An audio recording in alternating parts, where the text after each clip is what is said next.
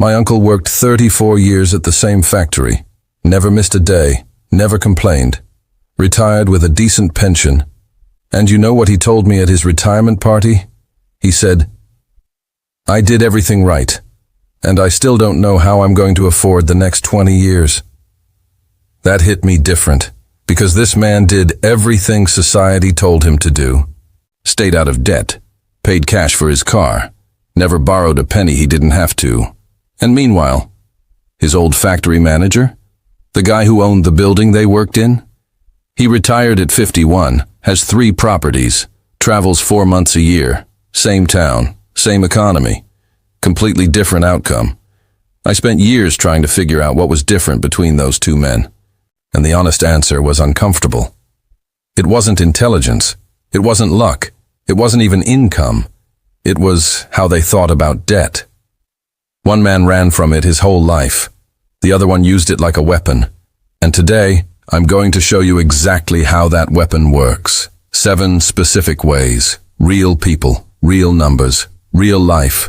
Stay with me, because way number 4 is the one that genuinely changed how I invest my own money. Welcome back to Mason Explains Wealth.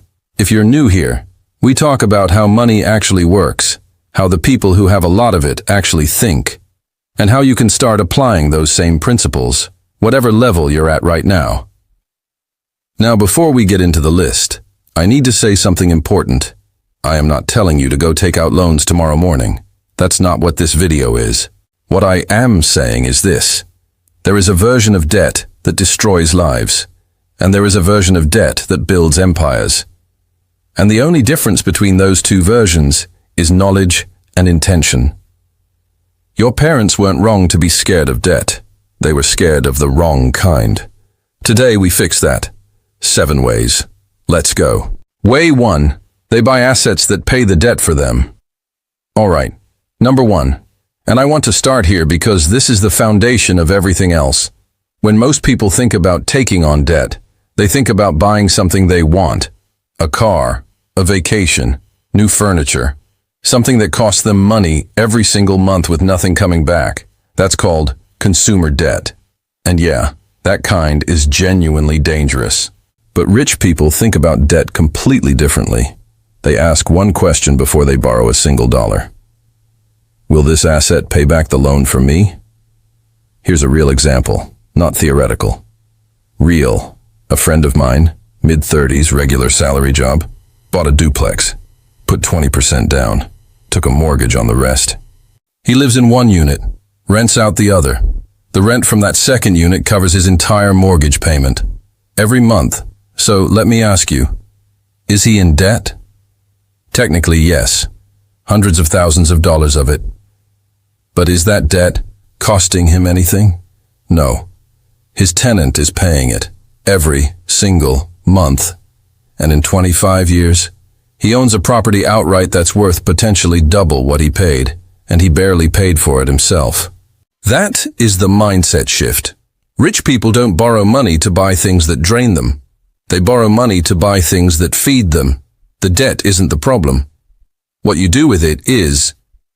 Way 2, they borrow against what they already own. Okay.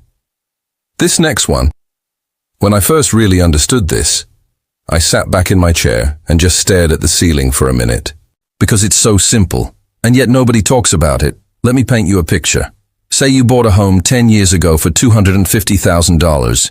Today it's worth $420,000. You've also been paying down your mortgage. So now you have, let's call it, $200,000 in equity sitting in that house. Most people just let that equity sit there. It's like having $200,000 in a vault that you never open. Rich people open the vault. They go to the bank and say, I want a home equity line of credit, a HELOC. The bank looks at your equity, gives you access to a chunk of that money at a relatively low interest rate, and you can use it, strategically, to invest. You take that $150,000, you invest it in something that returns more than the interest rate you're paying. The investment grows. You pay back the line. You keep the profit. And here's what makes this powerful. You never sold your house. The house is still yours. It's still appreciating. You just temporarily unlock the value inside it to make more money. The wealthy do this constantly, with real estate equity, with stock portfolios, with business assets. They don't sell their golden assets. They squeeze more out of them while they sleep. Way 3. They use business debt to capture opportunity before it disappears. Let me tell you about something that happens to small business owners all the time, and it's genuinely heartbreaking when you see it. A guy builds a solid little business, good reputation, good product, and then, out of nowhere, a huge opportunity lands in his lap. A big contract, a wholesale deal, a chance to expand into a new location before a competitor does. But he doesn't have the cash on hand to move on it. So he waits. He tries to save. He talks to his wife about it for 3 months, and by the time he's ready, the opportunity is gone. Someone else took it. Rich business owners don't let that happen, because they understand something critical. Opportunity has an expiration date. Capital doesn't wait for you to feel comfortable. So what do? They maintain access to business credit before they need it. A business line of credit, an SBA loan, investor relationships, something. So when the moment comes, and it always comes, they can move immediately. One of the most successful restaurant owners I've ever spoken to told me he took out a loan to open his second location before his first one was even fully profitable. Everyone thought he was crazy. That was 11 years ago. He now has 6 locations. He didn't wait until he was ready. He used debt to become ready before anyone else could. Way 4. They go shopping. When everyone else is panicking. Okay. I told you in the intro that this one changed how I personally invest. I meant that. Here's the thing about market crashes that nobody tells you when you're living through one. When the market dropped in 2008, people were terrified.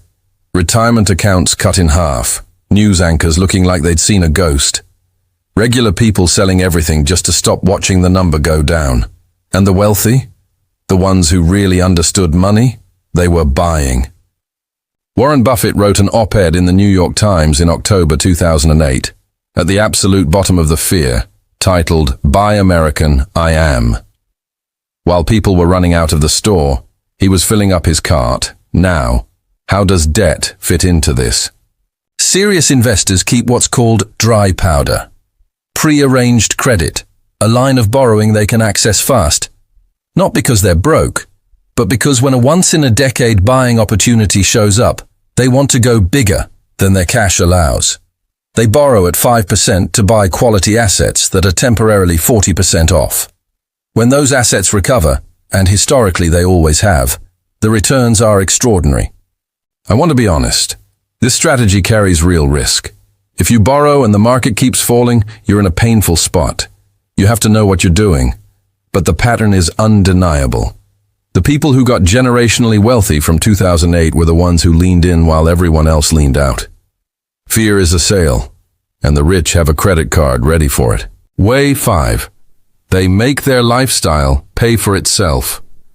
This one is my personal favorite, because it's the one that makes you rethink every major purchase you'll ever make. Rich people don't just ask, "Can I afford this?" They ask, "Can I make this afford itself?" Here's what that looks like in practice. Somebody buys a lake house, nice place, $600,000, takes out a mortgage. Now, a regular person uses it 6 weekends a year and bleeds money on it the other 46 weeks. A wealthy thinker lists it on Airbnb, books it out for 35 to 40 weeks a year. At $400 a night, even at 60% occupancy, they're pulling in $50,000 to $60,000 a year in rental income. The mortgage is covered, the maintenance is covered, and they still get their 6 weekends. The debt didn't cost them their lifestyle. The debt funded their lifestyle, while someone else paid it off. You see this with luxury cars in tourist cities, with boats that get chartered, with commercial spaces that get rented out. The rich don't just own nice things, they put nice things to work. And here's the real kicker. They're building equity in an asset while barely spending their own money to do it. Way 6. They use debt to pay less in taxes. I'm going to keep this one simple because the details can get complicated fast. But the core concept You need to understand it. In most places around the world, the interest you pay on certain types of loans is tax deductible. Investment loans, business loans, mortgage interest on rental properties. What that means in plain English, the government essentially subsidizes part of your borrowing cost. So if a wealthy investor borrows $500,000 at 7% to invest in income-producing real estate, they're paying $35,000 a year in interest. That $35,000 reduces their taxable income.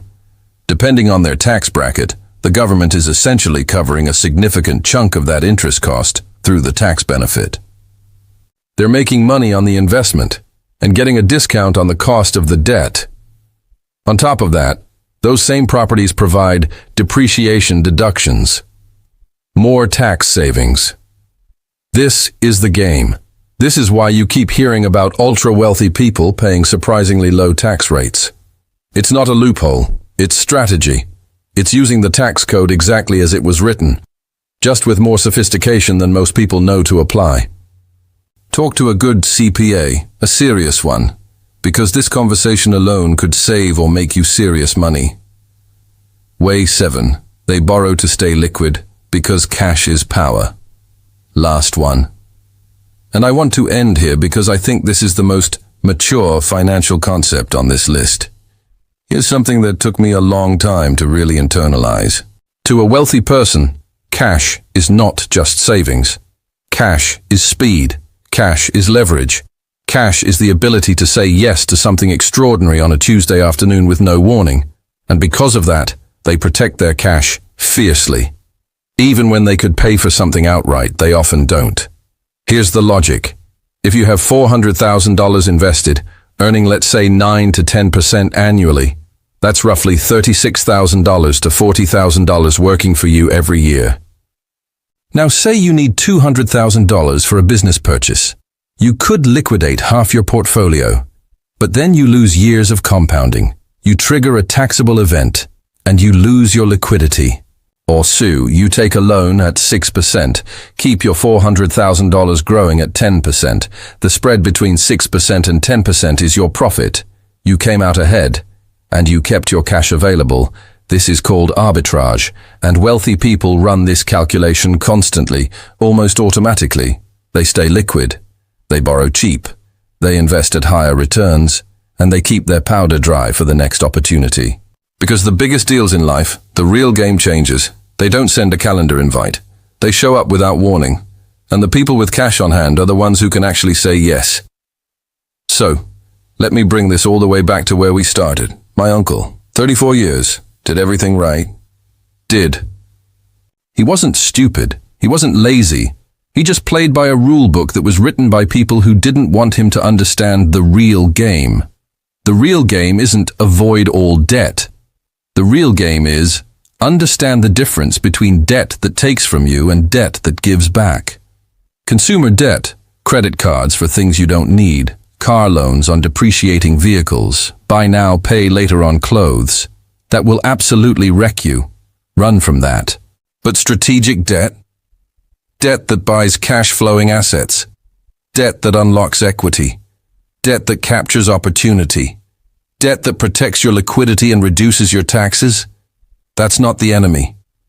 That's the engine. And the beautiful thing is, you don't have to be a billionaire to start understanding this. You just have to be willing to think differently than what you were taught. Start small. Learn the principles. Talk to a financial advisor or a CPA. Read everything you can. But most importantly, stop being afraid of a tool just because nobody taught you how to use it.